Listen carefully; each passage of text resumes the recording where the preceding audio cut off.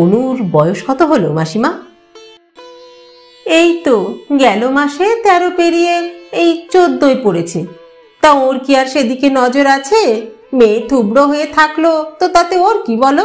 আমি শুধু ভেবে মরি। কি আশ্চর্য মাসিমা! হ্যাঁ, অনু তো আমার চেয়ে মোটে 8 বছরের ছোট, আর আমার বয়স হলো 24।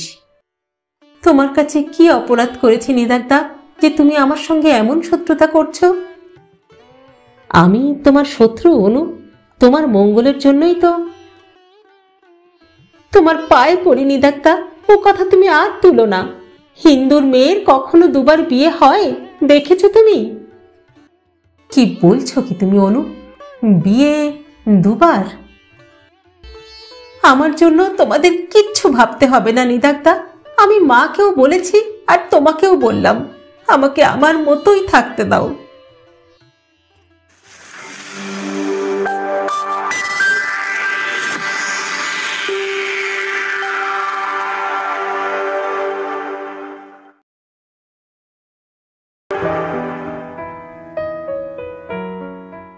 নমস্কার বন্ধুরা, সকলকে স্বাগত জানাই। আমি রাকা, আর আপনারা শুনছেন ইউটিউব চ্যানেল কথা ও কাহিনী বাই রাকা। বন্ধুরা, আজ আমি আবারও চলে এসেছি আমার গল্পের সম্ভার নিয়ে।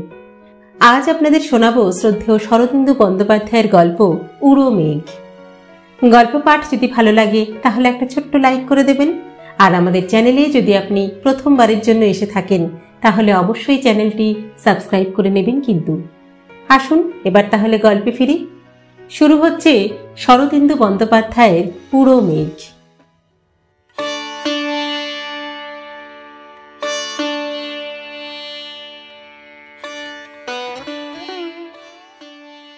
নিদাঘ কান্তি তার পাটনাবাসী বন্ধু সূর্যকে লিখিল, প্রফেসর সাহেব, বলি 7 দিনের ছুটি, তা পাটনায় বসে বসে কি করবে? হ্যাঁ, এখানে চলে এসো, দুজন মিলে বায়োস্কোপ থিয়েটার দেখা যাবে।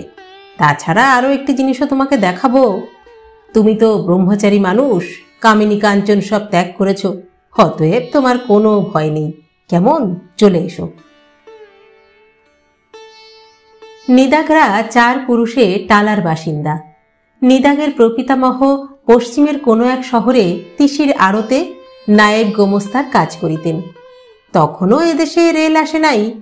15 বৎসর গৃহত্যাগী থাকিবার পর হঠাৎ একদিন তিনি নৌকাপথে দেশে ফিরিয়া আসিলেন এবং টালায় জমি কিনিয়া মস্ত এক চক মিলানো অট্টালিকা নির্মাণ করিয়া নানা প্রকার ব্যবসা ফাঁদিয়া বসিলেন।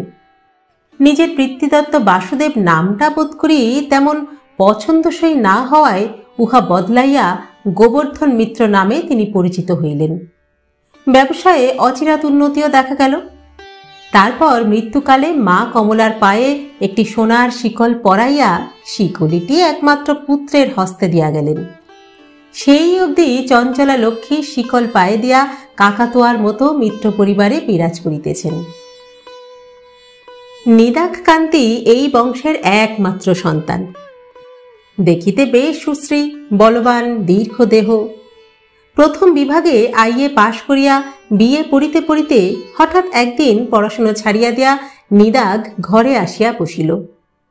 পিতা হরিহর মিত্র বুদ্ধিমান লোক, লেখাপড়া না শিখিয়াও পৈতৃক সম্পত্তি যথেষ্ট পরিমাণে বর্ধিত করিয়াছিলেন। ছেলের মতিগতি দেখিয়া বোধ করি মনে মনে তিনি খুশি হইলেন, কিন্তু মুখে একটু বিরক্তির ভাব দেখাইয়া চুপ করিয়া গেলেন। নিদাঘের মা কিন্তু সত্যি অসুখী হইয়াছিলেন। যে বংশে কেহ কখনো প্রবেশিকার সিংহদ্বার উত্তীর্ণ হয় নাই, সেই বংশে তাহার ছেলে বিশ্ববিদ্যালয়ের সমস্ত উপাধি অনায়াসে দখল করিয়া বসিবে, তাহার মনে এই উচ্চাশা অহরহই জাগিয়া থাকিত। তাই নিদাঘ যখন তাহার সমস্ত আশা নির্মূল করিয়া দিয়া আসিয়া বলিল, মা, ভেবে দেখলুম সবই ফাঁকি, কলেজে পড়া আমার আর হলো না, এখন থেকে আমি বাড়িতেই পড়ব।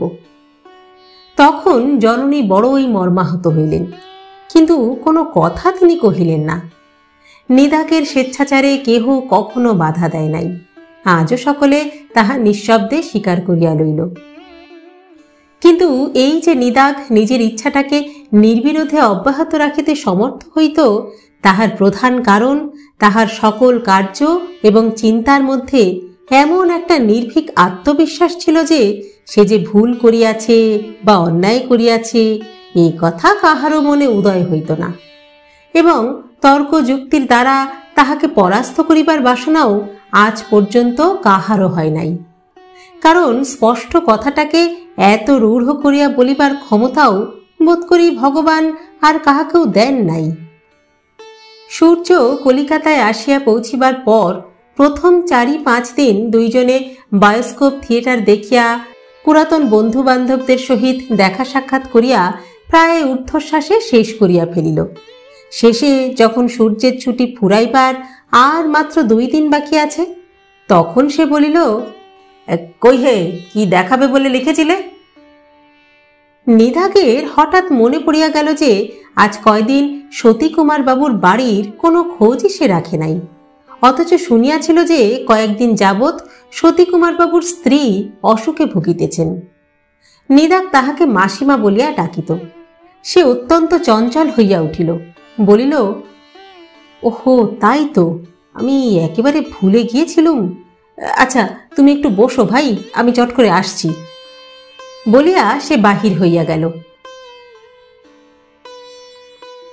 সতীকুমার বাবু শিক্ষা বিভাগে খুব বড় চাকরি করিতেন। নিদাঘদের প্রকাণ্ড বাড়িখানার পাশেই তাহার ক্ষুদ্র অথচ পরিপাটি বাড়িখানি মনোয়ারি জাহাজের পাশে ক্ষুদ্র মোটর লঞ্চের মতো শোভা পাইত। নিদাঘ চটি ফটফট করিয়া তাহাদের অন্দরমহলে প্রবেশ করিয়া হাঁকিল, মাসিমা কেমন আছেন? সৌদামিনী রুগ্ন ছিলেন, প্রায় জ্বরে পড়িতেন, সারিয়া উঠিতেন আবার পড়িতেন। এজন্য তাহার মেজাজ সর্বদা খুব প্রফুল্ল থাকিত না। কাল রাত্রিতে জ্বর ছাড়ার পর আজ সকালে গুটিকত খই খাইয়া তিনি বিছানায় বসিয়া একখানা উপন্যাস পড়িতেছিলেন। নিদাঘকে দেখিয়া জিজ্ঞাসা করিলেন, এই কদিন কোথায় ছিলে বাবা? নিদাঘ বলিল, ছিলুম এখানেই, আমার একটি বন্ধু পাটনা থেকে এসেছেন, ওই তাকে নিয়েই একটু ব্যস্ত ছিলুম। সৌদামিনী কৈফিয়তের কোনো জবাব দিলেন না। তখন নিদাঘ একটু হাসিয়া বলিল, মাসিমা, আপনার অসুখ আমাদের এতই গা সওয়া হয়ে গিয়েছে যে সামান্য জ্বর আসাটাতে আর আমাদের বেশি ভাবিত করতে পারে না। তাহার অসুখের ব্যাপারটাকে লঘু করিয়া দেখিলে সৌদামিনী অত্যন্ত ক্রুদ্ধ হইতেন। তিনি শুদ্ধ হ্যাঁ তা তো বটেই বলিয়া মুখখানা টিপিয়া পুস্তকে মনোনিবেশ করিলেন। এমন সময় উপরতলার রেলিংয়ের উপর ঝুঁকিয়া পড়িয়া একটি 10-11 বছরের মেয়ে ডাকিল, নিদাঘদা, ও নিদাঘদা, একবারটি উপরে এসো না গো, তোমাকে ভারী একটা মজার জিনিস দেখাবো। নিদাঘ উঠোন হইতে উপর দিকে দৃষ্টিপাত করিয়া বলিল, কে তনু? হ্যাঁ, জগতের অশ্রুধারে ধৌত তব তনুর তনিমা, ত্রিলোকের হৃদি রক্তে আঁকা তব চরণ শনিমা। নিদাঘদা, তবে যাও তুমি, বলিয়া তনু রাগ করিয়া চলিয়া গেল। কবিতা সে আদৌ সহ্য করিতে পারিত না, এবং সেই জন্য নিদাঘ তাহাকে দেখিবা মাত্র যাহা মুখে আসিত একটা কবিতা আবৃত্তি করিয়া দিত। তাহার ফলে তনুর সঙ্গে তাহার ভাব রাখা অত্যন্ত দুঃসাধ্য হইয়া উঠিত।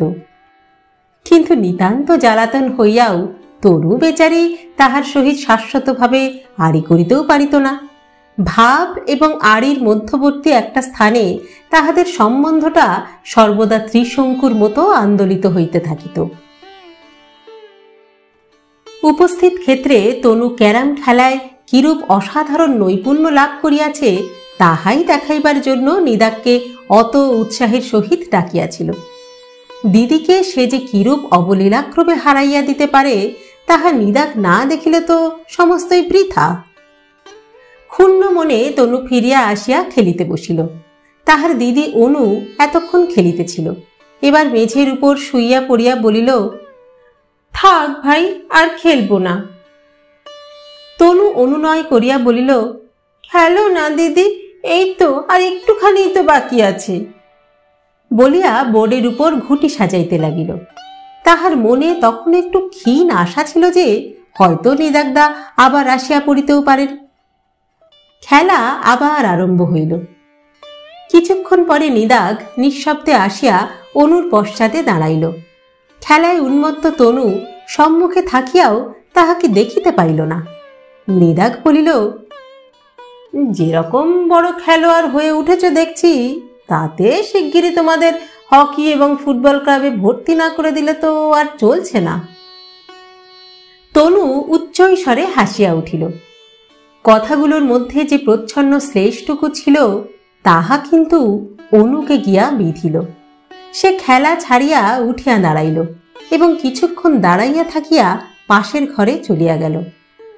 নিদাগ চেঁচাইয়া জিজ্ঞাসা করিল, কি হলো? হ্যাঁ, রাগ হলো নাকি? পাশের ঘরে সম্পূর্ণ নীরবতা ভিন্ন আর কিছুর নিদর্শন পাওয়া গেল না।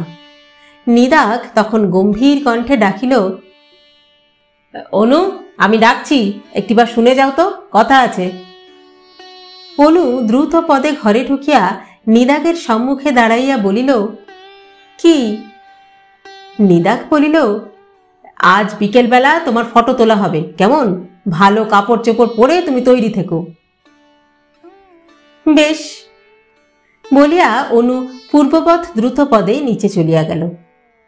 নিদাগ কিয়ৎক্ষণ চুপ করিয়া থাকিয়া তনুকে জিজ্ঞাসা করিল, হ্যাঁ রে, হয়েছে কি? তনু বলিল, বারে, মনে নেই সেদিন সেই যে তুমি দুপুরবেলা ঘুমানোর জন্য দিদিকে বকেছিলে? ও। মুখখানা খুব গম্ভীর করিয়া নিদাগ সিঁড়ি দিয়া নিচে নামিয়া গেল।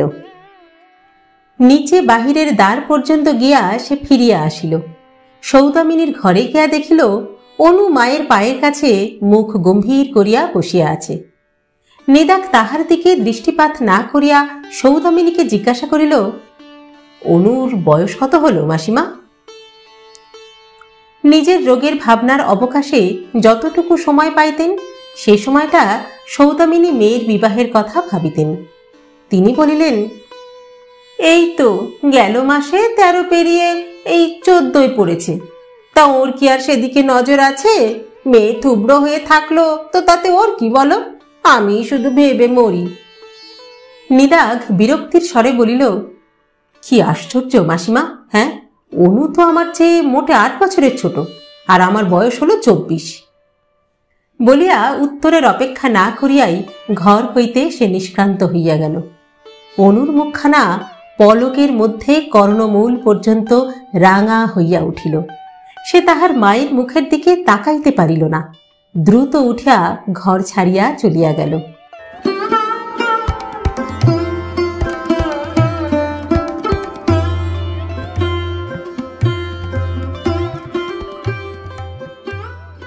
বাড়ি ফিরিয়া আসিয়া নিদাগ সূর্যকে বলিল, ওহে, আজ তোমাকে একটা ফটো তুলতে হবে। সূর্য একটা আরাম কেদারায় শুইয়া কাগজ পড়িতেছিল। কাগজখানি মুড়িয়া রাখিয়া বলিল, সে কিরকম, কার ফটো তুলতে হবে? নিদাগ বলিল, কুমারী অনিমা বসুর, সে আমার বাল্যকালের বন্ধু। স্ত্রীলোকের ফটো তুলিতে হইবে শুনিয়া সূর্য অত্যন্ত বিরক্ত হইয়া উঠিল। বলিল, আরে না না, আমি যে ফটো তুলতে জানি নে।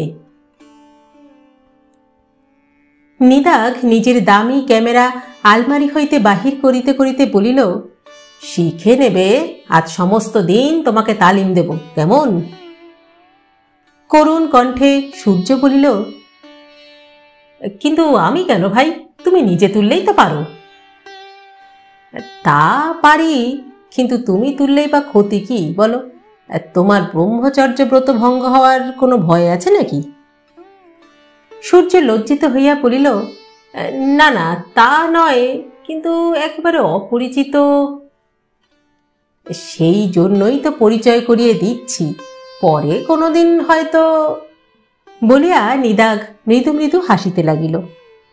এই পরিচয় করাইয়া দিবার আবশ্যকতা যদিও সূর্য কিছুই বুঝিল না, তবু উপরোধে পড়িয়া শেষ পর্যন্ত কুণ্ঠিতভাবে রাজি হইল। সমস্ত দিন ক্যামেরা নামক যন্ত্রটির কলকবজার জটিল তত্ত্ব সূর্যকে বুঝাইয়া দিয়া বৈকালে যথাসময়ে উভয়ে সতীকুমার বাবুর বাড়ি উপস্থিত হইল। বৈঠকখানায় গিয়া সতীকুমার বাবুর সহিত সূর্যের পরিচয় করাইয়া দিয়া নিদাগ বলিল, আজ অনুর ফটো তোলানো হবে, ইনিই তুলবেন। সতীকুমার বাবু লোকটি বড়ই ভালো মানুষ এবং সংসার সম্বন্ধে ইহার অভিজ্ঞতা অতিশয় সংকীর্ণ। তাহাকে কোনো বিষয়ে রাজি করাইতে কাহাকেও বেগ পাইতে হইত না। তিনি খুব খুশি হইয়া বলিলেন, হ্যাঁ তাই নাকি, হ্যাঁ তাই নাকি, তা বেশ বেশ। আমিও, বুঝলে নিদাগ, আমিও এই কদিন থেকে ওই কথাই ভাবছিলাম, একটা ফটো তোলানো দরকার।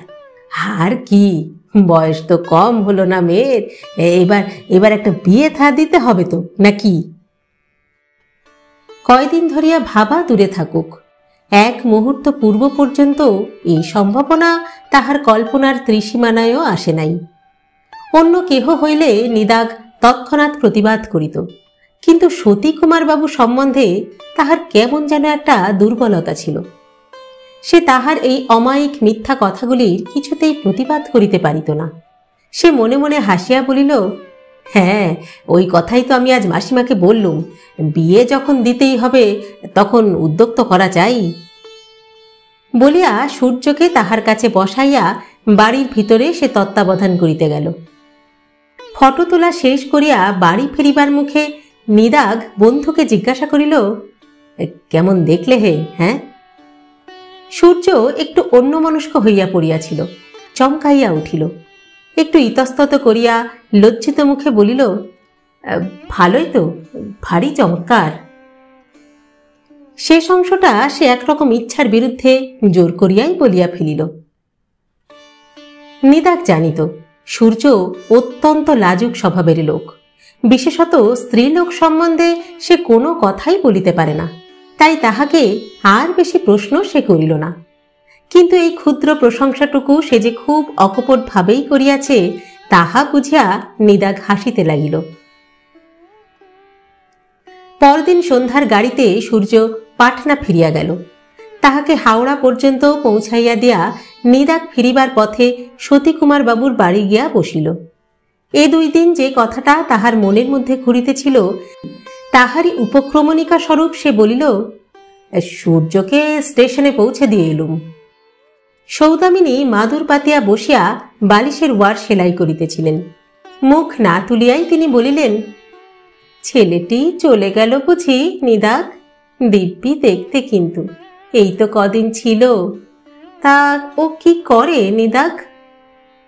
তাহার মনটা এবেলা বেশ ভালোই ছিল। নিদাগ বলিল, পাটনায় প্রফেসরি করে। ও, কি জাত? কায়স্থ দত্ত। সৌদামিনীর সেলাই বন্ধ হইয়া গেল। মুখ তুলিয়া বলিলেন, কায়েত? ও, পড়াশুনোয় কেমন? এমএতে ফার্স্ট ক্লাস ফার্স্ট হয়েছিল। সৌদামিনী চক্ষু বিস্ফারিত করিয়া বলিলেন, ও মা, এত ভালো ছেলে, কিন্তু এদিকে তো খুবই বিনয়ী নম্র। সৌদামিনী ভাবিতে লাগিলেন। এমন সময় তনু ঘরে প্রবেশ করিয়া বলিল, নিদাগদা, দিদির ছবি কেমন হয়েছে গো, দেখাও না। ছাই হয়েছে, চিত্রে নিবেশ্য পরিকল্পিত সত্যযোগা রূপোচ্চয়েন মনসা বিধিনা কৃতানু। সৌদামিনী মাঝখান হইতে প্রশ্ন করিলেন, বিয়ে হয়েছে? হ্যাঁ। কার? ও, সূর্যর? না না, সে বিয়ে করবে না। তনু, যার ফটো তাকে ডেকে আনো, তারপর আমি দেখাচ্ছি। কবিতা বলার জন্য মুখ ভার করিয়া তনু চলিয়া গেল এবং অল্পক্ষণ পরে ফিরিয়া আসিয়া বলিল, দিদি এখন পড়ছে নিদাগদা, এখন আসতে পারবে না। ও আচ্ছা, চলো আমি তবে যাচ্ছি। নিদাগ অনুর পরিবার ঘরে উপস্থিত হইল।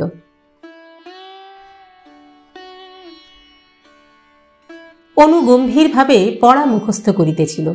নিদাগ ফটোখানা বুক পকেট হইতে বাহির করিয়া টেবিলের উপর ফেলিয়া দিয়া কহিল, এই নাও। অনু ফটোর দিকে দৃষ্টিপাত করিল না, পড়া মুখস্থ করিতে লাগিল। এখনো রাগ পড়েনি দেখছি। বলিয়া নিদাগ অনুর সম্মুখস্থ চেয়ারটাতে বসিল। তনু উৎসুকভাবে দিদির অনাদৃত ছবিটার পানে হাত বাড়াইতেছিল। নিদাগ তাহাকে প্রশ্ন করিল, তোর দিদি আজকাল দুপুরে ঘুমোয় রে তনু? না নিদাগদা, ঘুমোয় না। তুমি সেই বউকে অবধি। দিদির চোখে ভ্রুকুটি দেখিয়া তনু সহসা থামিয়া গেল। নিদাগ খুশি হইয়া কহিল, কথাটা যখন শোনাই হয়েছে তখন আর এত রাগ কেন? হ্যাঁ, এসো ভাব করে ফেলি। বলিয়া যেন শেক হ্যান্ড করিবার জন্য তার ডান হাতখানা বাড়াইয়া দিল। অনু হাসিয়া ফেলিল। দুজনের ভাব হইয়া গেল।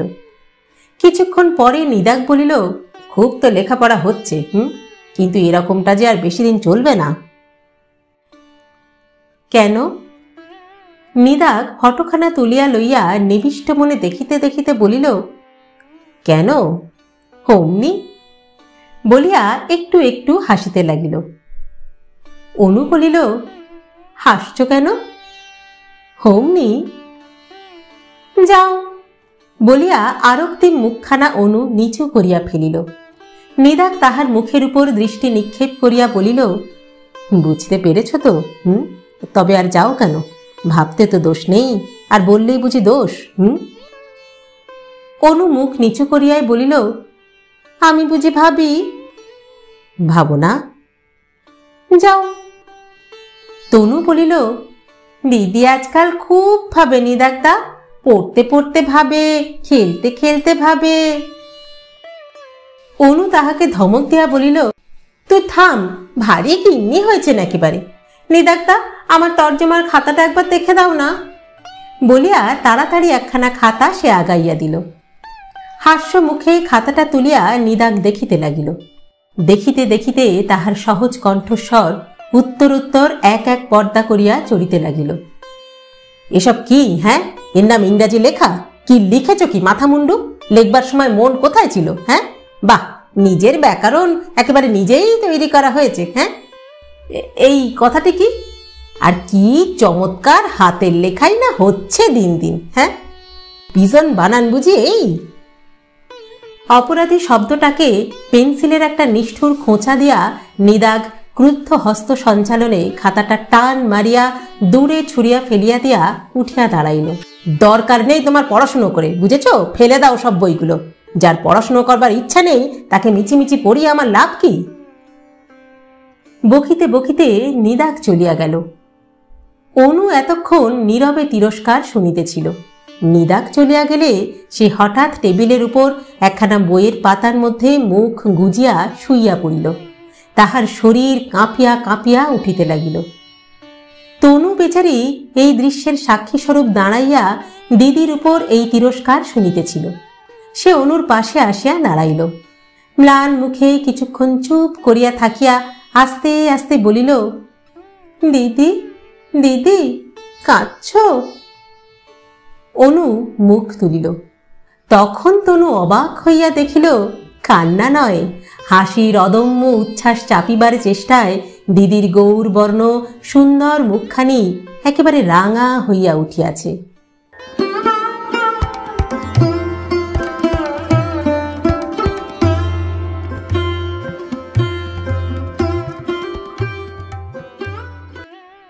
এই ঘটনার প্রায় দিন পাঁচেক পরে নিদাগ অনুদের বাড়ি মাথা গলাইবা মাত্র সৌদামিনী তাহাকে কাছে ডাকিয়া বসাইলেন। জিজ্ঞাসা করিলেন, আচ্ছা নিদাগ, তোমার সঙ্গে তোমার ওই বন্ধুটির তো অনেক দিনের জানাশোনা, না? হ্যাঁ মাসিমা, প্রায় 10 বছরের। স্কুল থেকেই তো আমরা একসঙ্গে পড়েছি। ও, তাহলে তো ওর বিষয়ে তুমি সমস্তই জানো। হ্যাঁ, সমস্তই। ওর স্বভাব চরিত্র খুবই ভালো, তা না হলে তো আর আমার বন্ধু হতে পারতো না। আর লেখাপড়ার কথা তো আপনাকে বলেইছি। তা ওর বাপ মা আছেন? না, বাপ মা নেই। ও, তাহলে ও যা উপার্জন করে তাতেই তোর বেশ চলে যায়, না? হ্যাঁ, স্বচ্ছন্দে। প্রফেসরি করে ও শখের জন্য। ওর বাপ যা রেখে গেছেন তাতে ওর 3 পুরুষের বেশ আরামে কেটে যাবে। সৌদামিনী উত্তেজনা দমন করিয়া ধীরে ধীরে কহিলেন, তাহলে বাবা নিদাগ, অনুর জন্য একবার চেষ্টা করে দেখলে হয় না? ছেলেটি সব বিষয়ে যখন সুপাত্র, তোমার বন্ধু। নিদাগ শান্ত স্বরে বলিল, সূর্য বিয়ে করবে না মাসিমা। সৌদামিনী ঈষৎ রুক্ষ স্বরে বলিলেন, ছেলে মানুষ, টাকার অভাব নেই, বিয়ে করবে না, এ আবার একটা কথা হলো? হ্যাঁ, বলে চিরকাল আইবুড়ো হয়ে থাকতে যাবে এই পাশে কোন দুঃখে? এমন তো নয় যে স্ত্রীকে সে খেতে দিতে পারবে না। আর তোমরাও তো বন্ধু বান্ধবরা আছো, বুঝিয়ে বললে কি সে বোঝে না? তাহার কথার ঝাঁঝ দেখিয়া নিদাগ একটু হাসিল, বলিল, থাকে বোঝাতে আমি কোনো ত্রুটি করিনি মাসিমা, বন্ধু তো আমারই নাকি? সৌদামিনী নরম হইয়া বলিলেন, তবু তবু আর একবার তুমি চেষ্টা করে দেখো না বাবা, এ তো তোমারই করা উচিত নিদাগ। একদিকে আমাদের অনু, আর একদিকে তোমার ওই বন্ধু, দুজনের বিয়ে হলে কি চমৎকারই হবে। হ্যাঁ, একবার ভেবে দেখো তো দেখি। কল্পনাটা কত দূর প্রীতিপ্রদ হইল তাহা নিদাগের মুখের দিকে ভালো করিয়া তাকাইলেই সৌদামিনী হয়তো দেখিতে পাইতেন, কিন্তু সেদিকে তাহার দৃষ্টি ছিল না। নিদাগ উঠিয়া দাঁড়াইল, বলিল, বেশ, আপনি যখন বলছেন তখন না হয় আমি একবার চেষ্টা করে দেখব। বলিয়া সে ধীরে ধীরে নিষ্ক্রান্ত হইয়া গেল। হরিধন মিত্রের পরিবারের সহিত সতীকুমার বাবুদের পরিচয় আজিকার নহে। 15 বৎসর পূর্বে সতীকুমার যখন হরিধন বাবুর বাটির পাশে জমি ক্রয় করিয়া বাসস্থান প্রস্তুত করিতে নিযুক্ত হন, তখন ধনী প্রতিবেশীর নিকট তিনি অনেক সাহায্য পাইয়াছিলেন। এই সহায়তার ফলে সতীকুমার হরিধন বাবুর নিকট গভীরভাবে কৃতজ্ঞ হইয়াছিলেন। ক্রমে এই কৃতজ্ঞতা উভয় পরিবারের মধ্যে একটা বন্ধুত্বে পরিণত হইয়াছিল। সৌদামিনীর সহিত নিদাগের মাতার মনের মিল কিন্তু ততটা হইতে পায় নাই যতটা উভয় পরিবারের কর্তাদিগের মধ্যে হইয়াছিল। বোধহয় সৌদামিনী অপরার অতুল ঐশ্বর্যের জন্য মনে মনে তাহাকে একটু ঈর্ষা করিতেন। তাছাড়া মিত্র পরিবারের বংশানুগত মূর্খতার জন্য তিনি যে তাহাদিগকে অবজ্ঞার দৃষ্টিতে না দেখিতেন এমন কথাও বলা যায় না। শিক্ষা বিভাগের উচ্চ কর্মচারীর গৃহিণীর মনে শিক্ষার অভিমান একটু বেশি পরিমাণে থাকিবারই কথা। অনুর সহিত নিদাগের বিবাহ হইতে পারে এই সম্ভাবনার কথা সৌদামিনী কখনো ভাবেন নাই এমন নহে, কিন্তু এই বিষয়ে তাহার মনে দুই একটি ক্ষুদ্র বাধা ছিল। প্রথমত, নিদাগ তাহার মতে তেমন সুশিক্ষিত নহে। বাড়িতে বসিয়া পড়া এবং বিশ্ববিদ্যালয়ে উচ্চ উপাধি অর্জন করা তো আর এক জিনিস নহে। অতএব বিশ্ববিদ্যালয় যাহাকে উচ্চ উপাধি দেয় নাই, এমন পাত্রের হাতে কন্যা সম্প্রদান করিতে তাহার মাতৃ হৃদয় যে ব্যথিত হইয়া উঠিবে, ইহাতে আর বিচিত্র কি? দ্বিতীয়ত, অনুকে নিদাগের মার পুত্রবধূ হইতে হইবে, এটাও কি জানি কেন তাহার কাছে বিশেষ প্রীতিপ্রদ বোধ হইত না। কিন্তু মেয়ের 16 বৎসর বয়স পর্যন্ত কেন যে তিনি তাহার বিবাহ সম্বন্ধে বিশেষ কোনো উৎকণ্ঠা প্রকাশ করেন নাই তাহাও বলা কঠিন। বোধ করি তিনি অনুর বিবাহের ভারটা ভগবানের হাতেই ছাড়িয়া দিয়াছিলেন। মনে মনে ভাবিয়াছিলেন যে অনুর অদৃষ্টে যদি নিদাগই থাকে তবে কেহই তাহা খণ্ডন করিতে পারিবে না। এরূপ ভাবার একটা সূক্ষ্ম কারণ এই যে নিদাগের বার্ষিক আয় যে 80,000 টাকার 1 পয়সাও কম নহে, তাহাও সৌদামিনীর অবিদিত ছিল না। এমন সময় সূর্য আসিয়া দেখা দিল। সূর্য দেখিতে শুনিতে খুবই সুন্দর, বিদ্যান, আর্থিক অবস্থাও তাহার ভালো। সৌদামিনী সেই দিকেই ঝুঁকিয়া পড়িলেন। ভগবানের হাত ছাড়াইয়া নিজের হাতে তিনি হাল ধরিলেন। ইহাতে ভগবান স্বস্তি বোধ করিলেন কি বিমর্ষ হইলেন, মানুষের সসীম দৃষ্টিতে তাহা ধরা পড়িল না, এবং পরিষ্কার আকাশের মাঝখানে কোথা হইতে যে একখণ্ড কালো মেঘ আসিয়া পড়িল, তাহাও এক অন্তর্যামী ছাড়া সকলের অগোচরে রহিয়া গেল। বাড়ি ফিরিয়া আসিয়া নিদাগ অনেকক্ষণ নিজের ঘরে চুপ করিয়া বসিয়া রহিল। শেষে সূর্যকে এইরূপ একখানি পত্র লিখিল। বন্ধু, তোমার ব্রহ্মচর্য রূপ কঠিন তপস্যায় স্বর্গে দেবতারা অত্যন্ত বিচলিত হয়ে উঠেছেন। শীঘ্রই তোমার বিরুদ্ধে এক ঝাঁক অপ্সরা স্বর্গ থেকে রওনা হবে। অতএব আমার উপদেশ, এখনই তোমার এই বিষয়ে একটু সতর্ক হওয়া দরকার। দেবতাদের বেশি চটানো কিন্তু ভালো নয়। মর্মার্থ হলো শীঘ্র বিবাহ করে ফেলো। তোমার জন্য একটি ভালো পাত্রী পাওয়া গেছে, আমার অনেক দিনের বন্ধু, নাম অনিমা। তুমি যার ফটো তুলেছিলে। তোমার অভিমত কি অবিলম্বে তা জানাবে। ইতি নিদাঘ। চিঠিখানা নিদাঘ হাজার চেষ্টা করিয়াও আর বড় করিতে পারিল না। যে সকল যুক্তিতর্কের দ্বারা পূর্বে সে অনেকবার সূর্যকে পরাস্ত করিয়াছে, তাহার একটাও এই চিঠির মধ্যে স্থান পাইল না।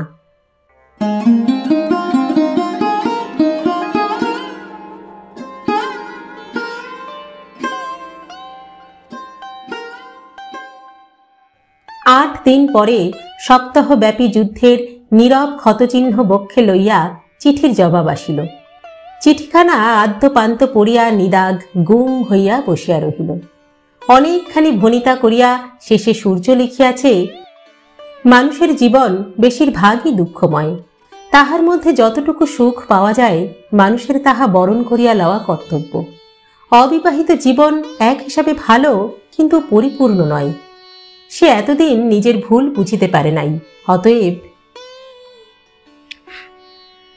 পত্রের শেষে পুনশ্চ করিয়া লেখা ছিল যে নিদাঘ কেন তাহাকে এক অপরিচিতা কুমারীর ফটো তুলিবার জন্য লইয়া গিয়াছিল, তাহা এখন সে বুঝিতে পারিয়াছে। নিদাঘ ভাবিতে লাগিল, ভণ্ড, মিথ্যেবাদী, আজীবন ব্রহ্মচর্য পালন করিবে প্রতিজ্ঞা করিয়া উফ, এমন লোকের সহিত সে বন্ধুত্ব করিয়াছিল। এই দুর্বল স্ত্রীলুব্ধ লোকটাকে সে এতদিন পরমাত্মীয় মনে করিয়াছিল। ধিক! নিদাঘ অনুকে ভালোবাসিত। ছেলে মানুষে ভালোবাসা নহে, নিজের সহচরীর মতো, প্রেয়সীর মতো সে ভালোবাসিত। কবে যে অনুর প্রতি এই ভাবটা প্রথম জাগিয়াছিল, তাহাও তাহার বেশ মনে আছে। বছর তিনেক আগে ঠান্ডা লাগাইয়া অনু একদিন অসুখ করিয়া বসে। সেই অসুখের খবর প্রথম শুনিয়া নিদাঘ বুঝিয়াছিল যে অনু তাহার জীবনে কতখানি।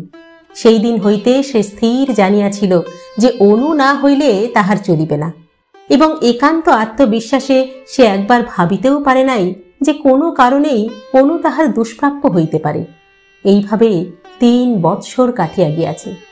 নিদাঘ মনে করিয়াছে যে আর কিছুদিন যাক, আর একটু বড় হোক, লেখাপড়া শিখুক, কিন্তু মনের কথা ইঙ্গিতেও সে কাহাকে জানিতে দেয় নাই। কিন্তু শেষে কি সত্যই তাহাকে আশা ছাড়িতে হইবে? নিদাঘ কল্পনা নেত্রে অনুহীন ভবিষ্যৎ জীবনটা দেখিতে চেষ্টা করিল। ব্যর্থ, ব্যর্থ, ব্যর্থ। কোথাও একটু রস নাই, স্বাদ নাই, গন্ধ নাই, আগা গোড়া যেন একটা বজ্রাহত বিদীর্ণ বক্ষ বৃক্ষের মতো নিষ্প্রাণ, অভিশপ্ত। কতক্ষণ যে এইভাবে বন্ধুর চিঠি মুঠার মধ্যে লইয়া সে চেয়ারে বসিয়া কাটাইয়া গিয়াছিল, তাহা নিদাঘ কিছুতেই মনে করিতে পারে নাই। সন্ধ্যার পর তাহার মা ঘরে ঢুকিয়া তাহাকে দেখিতে পাইয়া বলিলেন, হ্যাঁ রে, ঘরে চুপটি করে বসে আছিস যে, বলি বেড়াতে যাসনি? ও বলিয়া নিদাঘ চেয়ার ছাড়িয়া উঠিয়া দাঁড়াইল। এই তো, এই যে রাত্রি হয়ে গিয়েছে দেখছি। মা ইলেকট্রিক বাতি জ্বালিয়া ছেলের মুখ দেখিয়া শঙ্কিত কণ্ঠে কহিলেন, হ্যাঁ রে, অসুখ করেছে নাকি নিদাঘ? ভারী শুকনো দেখাচ্ছে যে তোকে। না, মনটা ভালো নেই, বলিয়া নিদাঘ তাড়াতাড়ি অন্যত্র চলিয়া গেল। রাত্রিতে বিছানায় শুইয়া সে কথাটা অপেক্ষাকৃত ধীরভাবে ভাবিতে চেষ্টা করিল। সে অনুকে ভালোবাসে। সূর্যও বোধহয় তাহাকে দেখিয়া, হ্যাঁ বোধহয় কেন, নিশ্চয়, তাহা ছাড়া আর কি হইতে পারে। সূর্য তাহার বাল্যকালের বন্ধু, তাহার আপনার বলিবার পৃথিবীতে কেহ নাই। নিদাঘের মা আছেন, বাপ আছেন, এক্ষেত্রে। কিন্তু তবু অন্যায়, অন্যায়। ছেলেবেলা হইতে অনু তাহারই, আর কাহারও অনুর উপর কোনো দাবি নাই। আবার সূর্য সকল বিষয়েই সুপাত্র, নিদাঘের তুলনায় সুপাত্র। তাহার রূপ আছে, বিদ্যা আছে, অর্থ আছে, কন্যার এবং কন্যার পিতা মাতার যাহা কিছু প্রার্থনীয় সমস্তই তাহার আছে। অনু যদি তাহার হাতে পড়িয়া সুখী হয়, তাহা হইলে নিদাঘের কি কর্তব্য নহে যে স্বার্থত্যাগ? হ্যাঁ, যাহাকে ভালোবাসে তাহার জন্য এই স্বার্থত্যাগ সে কি করিতে পারিবে না? যদি না পারে তবে তাহার ভালোবাসার মূল্য কি, এবং কেই বা সেই মূল্য দিবে? সৌদামিনী ঠিকই বলিয়াছিলেন, একদিকে অনু আর একদিকে সূর্য। ইহাদের মিলনের অপেক্ষা সুখের আর কিই বা হইতে পারে? কিন্তু নিদাঘ চিন্তা করিতে লাগিল, সে কি নিজের পায়ে নিজেই কুঠারাঘাত করে নাই? কি দরকার ছিল অনুকে সূর্যের সম্মুখে বাহির করিবার? সূর্য যদি ইহাকে ঘটকালের চেষ্টা ভাবিয়া থাকে, তো তাহাকেই বা দোষ দেওয়া যায় কি রূপে? দোষ তো সম্পূর্ণ তাহার নিজের। কেন সে নির্বোধের মতো নিজের দুর্ভাগ্যকে এমনভাবে টানিয়া আনিল? এখন নির্বুদ্ধিতার দণ্ডভোগ তাহাকেই তো করিতে হইবে। বিছানার উপর সোজা হইয়া উঠিয়া বসিয়া নিদাঘ মনে মনে বলিল, দণ্ডভোগ আমাকে করিতেই হইবে, সুতরাং আর ভাবনার কিছু নাই। বলিয়া শুইয়া পড়িয়া ঘুমাইবার চেষ্টা করিল, কিন্তু নিদ্রা সে রাত্রিতে তাহার চক্ষে আসিল না।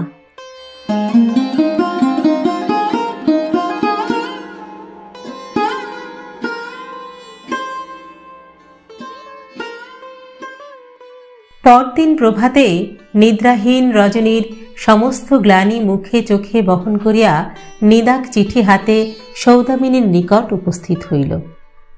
হাসিয়া বলিল, মাসিমা, আপনি কিন্তু ঠিক বুঝেছিলেন। 10 বছরের বন্ধুত্বের উপর নির্ভর করেও আজকাল আর কোনো কথা বলে না। নিন, এই নিন। বলিয়া সে চিঠিখানা তাহার হাতে দিল। চিঠি পড়িয়া সৌদামিনী সগর্বে এক মুখ হাসিয়া বলিলেন, বলেছিলুম কি না আমি, আমরা যেমন মানুষের মন বুঝতে পারি, তোমরা কি তা পারো? হাজার হোক আমরা মেয়ে মানুষ, আর তোমরা হলে পুরুষ মানুষ। এ কথা নিদাঘ অস্বীকার করিতে পারিল না। তাহার মন বুঝিবার শক্তি যে অসাধারণ, ইহা সে বরাবর ঘাড় নাড়িয়া প্রকাশ করিতে করিতে গমনোদ্যত হইল। তনু উপরতলা হইতে নিদাঘের গলা শুনিতে পাইয়াছিল। নিচে আসিয়া সে বলিল, নিদাঘদা, একবার উপরে এসো না গো, দিদি ডাকছে। দিদি ডাকছে? নিদাঘ স্তম্ভিত হইয়া গেল। বিদ্যুতের শিখার মতো তাহার পা হইতে মাথা পর্যন্ত রাগে জ্বলিয়া উঠিল। অনুর যে এই অসম্ভব স্পর্ধা হইতে পারে, তাহা যেন সে কল্পনা করিতেই পারিল না। অত্যন্ত রুক্ষ স্বরে কহিল, বল গিয়ে, আমি যেতে পারবো না, আমার অন্য কাজ আছে। তারপর সৌদামিনীর দিকে ফিরিয়া বলিল, মাসিমা, এখন থেকে বোধহয় আমার মধ্যস্থতা করার আর কোনো দরকার হবে না, ভালোও দেখাবে না। তার চেয়ে বরং সূর্যের ঠিকানাটা আমি মেসোমশাইকে পাঠিয়ে দিচ্ছি, কেমন? বাকিটা আপনারাই দেখে নেবেন। বলিয়া সে চলিয়া গেল। নিদাঘের এই অপ্রত্যাশিত রূঢ়তায় তনু প্রায় কাঁদিয়া ফেলিয়াছিল। কিছুক্ষণ দাঁড়াইয়া থাকিয়া নিদাঘ যে পথে বাহির হইয়া গেল, সেই দিকে একটা ক্রুদ্ধ দৃষ্টি নিক্ষেপ করিয়া দুপ দুপ করিয়া সে উপরে চলিয়া গেল।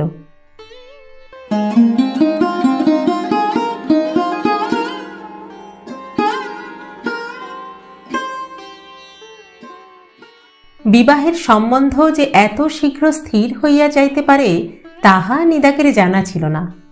উল্লিখিত ঘটনার দিন 10 পরে নিদাঘ সূর্যের একখানা পত্র পাইল। চিঠিখানা আগা গোড়া কৃতজ্ঞতাপূর্ণ।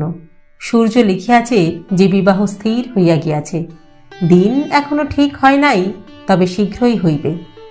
দাম্পত্য জীবনের অপরিসীম সুখ যাহা সে শীঘ্রই লাভ করিবে, তাহার সমস্ত প্রশংসা নিদাঘেরই প্রাপ্য। নিদাঘই যে তাহার প্রকৃত বন্ধু, তাহা সে চিরদিনই জানিত। কিন্তু সে বন্ধুত্ব যে এতখানি অমৃতময় হইয়া উঠিবে, তাহা সে কল্পনাও করে নাই। কিন্তু বন্ধুর চরম সুখের বন্দোবস্ত করিয়া দিয়াই নিদাঘের ক্ষান্ত হওয়া উচিত নহে। সে নিজেও যাহাতে ওই সুখ অচিরাত লাভ করে, তাহার উপায় করাই কর্তব্য। সূর্য নিজেও এ বিষয়ে নিশ্চেষ্ট নাই। দানের পরিবর্তে প্রতিদান সে যেমন করিয়াই হোক শীঘ্রই দিবে, ইত্যাদি ইত্যাদি। কঠিন হাসিয়া নিদাঘ চিঠিখানা একপাশে সরাইয়া রাখিল। হঠাৎ মনে হইল যে এই বিবাহ উপলক্ষে অনুকে তাহার অভিনন্দন জানানো উচিত। বুকে আগুন জ্বালিয়া বসিয়া থাকিলে তো আর চলিবে না। এই ক্রুদ্ধ আত্মপরিহাসের তিক্ত রসটা বিন্দু বিন্দু করিয়া পান করিয়া সে যেন উন্মত্ত হইয়া উঠিল। সে যে কত খুশি হইয়াছে তাহা দেখাইবার জন্য কি কি রসিকতা করিবে তাহারই একটা চিত্র মনে উদিত হওয়ায় সে আপনা আপনি হাসিয়া উঠিল।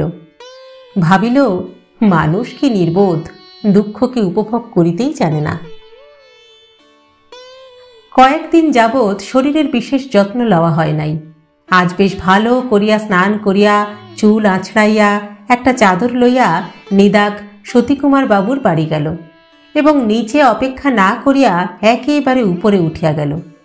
উপরে উঠিয়া তনু তনু করিয়া দুইবার সে ডাকিল, কিন্তু তনুর কোনো সাড়া পাওয়া গেল না। তনু উপরে নাই মনে করিয়া সে প্রথমে একটু ইতস্তত করিয়া অনুর ঘরে প্রবেশ করিল। অনু বিছানার উপর চোখ বুজিয়া শুইয়াছিল। তাহার চুলগুলা রুক্ষ এবং মুখখানা অত্যন্ত নিষ্প্রভ। মাথার কাছে টুলের উপর একটি ওডিকোলনের শিশি ও একটা কাচের পেয়ালা। নিদাগ দোরগোড়াতেই দাঁড়াইয়া পড়িয়াছিল। এ কি, অনুর অসুখ করিয়াছে? জুতার শব্দে চোখ মেলিয়া নিদাগকে দেখিয়া অনু বিছানায় উঠিয়া বসিল। নিতান্ত কুণ্ঠিতভাবে নিদাগ বলিল, তোমার অসুখ করেছে? কই, আমি তো কিছু জানতুম না। ভৎসনার দৃষ্টিতে তাহার দিকে তাকাইয়া অনু বলিল, সেদিন তোমাকে আমি ডেকে পাঠালুম, তুমি এলে না কেন? নিদাগ আরক্ত মুখে বলিল, তোমার যে অসুখ তা তো আমি, বড্ড জ্বর হয়েছে নাকি? হ্যাঁ বলিয়া তাহার কপালের দিকে হাত বাড়াইয়াই সে আবার হাতখানা টানিয়া লইল। অনু বলিল, না, জ্বর হয়নি, বড্ড মাথা ধরেছে, কদিন থেকে সমানে যন্ত্রণা হচ্ছে।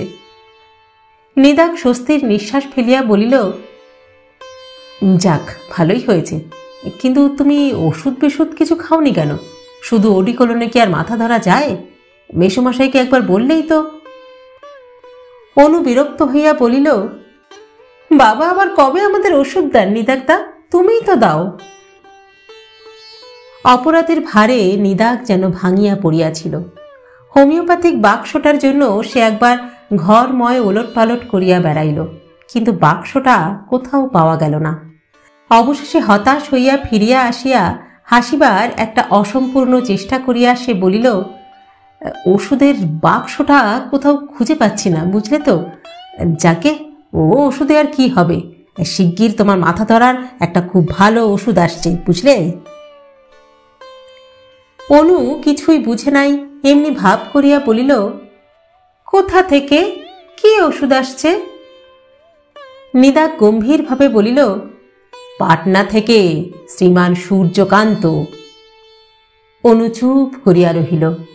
নিদাগ বলিল, কি হলো, চুপ করলে কেন? হ্যাঁ, ওষুধ ভালো নয়? শান্ত কণ্ঠে অনু বলিল, তোমার কাছে কি অপরাধ করেছি নিদাগদা, যে তুমি আমার সঙ্গে এমন শত্রুতা করছো? নিদাগ সহসা চমকিয়া উঠিল। এই কি কথা অনুর মুখে? সে তাহার প্রতি শত্রুতা করিতেছে? কয়েক মুহূর্ত নিদাগ বিস্ময় স্তম্ভিতভাবে ষোড়শী তরুণীর ম্লান মুখের দিকে চাহিয়া রহিল। বিবাহের প্রসঙ্গ লইয়া সকলেই অগ্রসর হইয়াছে, কিন্তু এক পক্ষের যে প্রধান উপলক্ষ, সেই অনুর বিবাহ বিষয়ে কোনো মতামত যে থাকিতে পারে, এ চিন্তা তাহাদের কাহারও মনে উদিত হয় নাই। অনু এখন আর জ্ঞানহীন বালিকা নহে, সে প্রাপ্ত যৌবনা, শিক্ষাপ্রাপ্তা নারী। তাহার হৃদয় লইয়া, ভবিষ্যৎ লইয়া ছিনিবিনি খেলিবার অধিকার কি কাহারও আছে? ক্ষুব্ধ কণ্ঠে নিদাগ বলিল, আমি তোমার শত্রু অনু? তোমার মঙ্গলের জন্যই তো। তাহার সুগভীর বাহুলতা আন্দোলিত করিয়া মধ্যপথেই বাধা দিয়া অনু বলিল, তোমার পায়ে পড়ি নিদাগদা, ও কথা তুমি আর তুলো না। তারপর সহসা দীপ্ত কণ্ঠে সে বলিয়া উঠিল, হিন্দুর মেয়ের কখনো দুবার বিয়ে হয় দেখেছ তুমি? বজ্রাহতভাবে নিদাগ দাঁড়াইয়া রহিল। তাহার চটুল রসনা একেবারে নির্বাক হইয়া গেল। শয্যার উপর উপুর হইয়া পড়িয়া ওই যে তরুণী উচ্ছ্বসিত হৃদয়বেগকে সংবরণ করিবার জন্য প্রাণপণ চেষ্টা করিতেছে, উহার আন্দোলিত দেহের অন্তরালে হৃদয়ের মধ্যে কি দুর্ভেদ্য রহস্য বিরাজিত তাহা নির্ণয় করিবার মতো শক্তি মূঢ় নিদাগের আছে কি? স্খলিত কণ্ঠে নিদাগ বলিল, কি বলছ কি তুমি অনু? বিয়ে দুবার? অনু শয্যার উপর উঠিয়া বসিয়া মিনতিপূর্ণ কণ্ঠে বলিল, আমার জন্য তোমাদের কিচ্ছু ভাবতে হবে না নিদাগদা। আমি মাকেও বলেছি আর তোমাকেও বললাম, আমাকে আমার মতোই থাকতে দাও। বিমোড় নিদাগ কোনো কথাই খুঁজিয়া পাইল না। বিচিত্র এই নারী। বিধাতার সৃষ্ট জগতে নারীর হৃদয় বুঝিবার চেষ্টা করা পুরুষের পক্ষে এক দুঃসাধ্য ব্যাপার। এ পর্যন্ত অনুর ব্যাপারে সে কোনো ইঙ্গিত পায় নাই। আজ যেন সমস্ত ব্যাপারটাই তাহার কাছে সুস্পষ্ট হইয়া গেল। বিস্ময়ের সঙ্গে সঙ্গে একটা বিপুল আনন্দের শিহরণ তাহার সর্বদেহে লীলায়িত হইয়া উঠিল। নিদাগদা, ও নিদাগদা, মা তোমাকে ডাকছেন বলিয়া আনন্দ নির্ঝরের ন্যায় তনু কক্ষ মধ্যে ঝাঁপাইয়া পড়িল। তারপর দিদির দিকে চাহিয়া দ্বাদশ বর্ষিয়া বালিকা কি বুঝিল সেই জানে। সে প্রশ্নসূচক দৃষ্টিতে তাহার নিদাগদার মুখের দিকে তাকাইয়া রহিল। নিদাগ কম্পিত কণ্ঠে বলিল, অনু, আজ একটা মস্ত ভুলের হাত থেকে আমরা দুজনেই বেঁচে গেছি। এর জন্য তোমার কাছে আমাকে চিরঋণী থাকতে হবে। তনু সহসা উচ্চ হাস্য করিয়া উঠিল।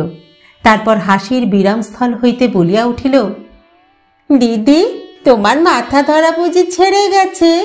এই জন্য বুঝি রোজ জানলায় দাঁড়িয়ে দাঁড়িয়ে কাঁদতে আর বলতে মাথার যন্ত্রণা? অনু আর নিদাগের স্মিত সস্নেহ দৃষ্টির সম্মুখে দাঁড়াইয়া থাকিতে পারিল না। ঘর ছাড়িয়া পলাইয়া গেল। তনুর হাসি কিন্তু সহজে থামিল না। সে ছেলে মানুষ হইলেও বুদ্ধিতে ছোট নয়। তারপর নিদাগের হাত ধরিয়া সে বলিল, চলো নিদাগদা, মা তোমাকে এক্ষুনি ডাকছেন। নিদাগ নিচে নামিয়া আসিয়া সৌদামিনীর ঘরে প্রবেশ করিয়া বলিল, মাসিমা, ভেবে দেখলুম অনুর এ সম্বন্ধ ভেঙে দেওয়া ছাড়া আর কোনো উপায় নেই। মাসিমা বলিলেন, সেই কথা বলবো বলেই তো তোমায় ডেকে পাঠিয়েছি নিদাগ। তোমার বাবার থেকে এই মাত্র উনি অনুমতি নিয়ে ফিরে এসেছেন। তোমার মারও মত আছে। এখন বাবা, তুমি অনুকে গ্রহণ না করলে।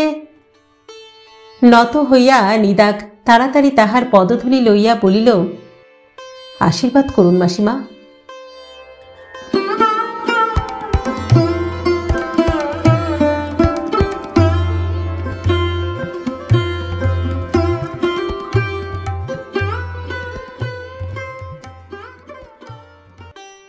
শেষ হলো উড়ো মেঘ।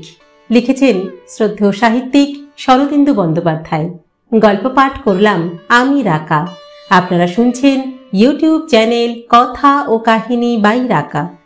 আজকের গল্পটি কেমন লাগলো আপনাদের কমেন্ট বক্সে অবশ্যই জানাবেন। কিন্তু গল্প পাঠ যদি ভালো লাগে তাহলে আমাদের চ্যানেলটিকে লাইক, শেয়ার ও সাবস্ক্রাইব করতেও ভুলবেন না কিন্তু। আজ তাহলে এখানেই বিদায় চেয়ে নিচ্ছি। পরবর্তী গল্প নিয়ে ফিরে আসবো খুব শীঘ্র। ততদিন সকলে সুস্থ থাকবেন, ভালো থাকবেন এবং অবশ্যই আমাদের সঙ্গে থাকবেন। নমস্কার।